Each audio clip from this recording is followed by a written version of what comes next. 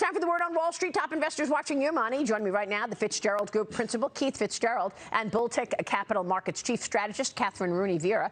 Great to see you guys this morning. Thanks so much for being here. In the broad story, the economy, Keith, I mean, we're looking at the chip makers trying to stabilize after sell-off yesterday. But these two I want to get your take on, Tesla and Twitter.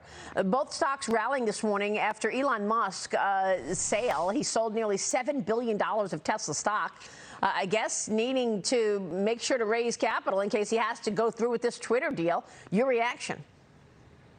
Well, number one, I think you're right. Number two, I think it is a prudent, brilliant move. Number one, the court system is punitive right now. They clearly have it out for the guy. Number two, the deal, if it has to go through, he's simply preparing on his terms. Because the reality of the situation is Wall Street is filled with a bunch of sharks. You throw blood in the water, and he has to sell on an unplanned basis. They're going to make it very, very painful for him. Moving now, moving as he has with the stock the way it is super smart. So I think he's getting ready. He's being prudent. I would be doing the same thing, frankly. What about the broader market right here, Keith? I mean, you know that things are slowing down. Do you want to follow this rally and buy into it now, or have we missed it?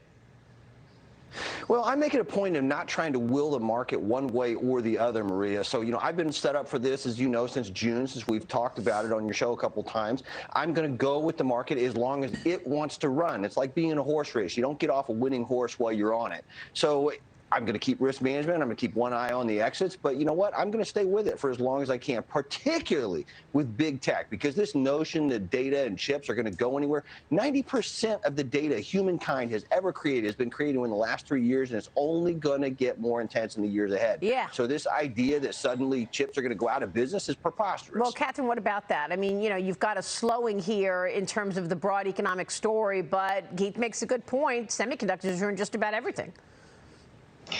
I would take the other side of that trade, Maria. I'm more bearish. I think that this second half is going to provide opportunities to readjust portfolios to make them more defensive going into what I think is a 2023 that's going to be very difficult on the economic front.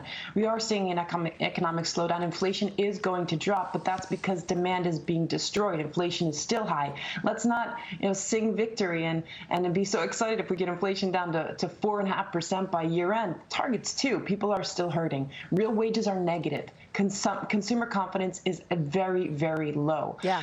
So I think that we are going to see a rollover in consumption. I suspect the S&P is going to suffer going into 2023. Yeah, all really great points for you both. Thank you so much. Keith, did you have a final word?